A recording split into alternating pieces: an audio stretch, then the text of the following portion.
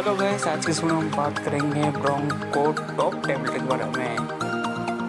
Video start करने से पहले आपसे निवेदन है, प्लीज़ हमारे चैनल पर नए हो तो सब्सक्राइब करें, बेल आइकन प्रेस करें, जिसमें जो भी वीडियो डालो उसका नोटिफिकेशन आपको मिल जाए।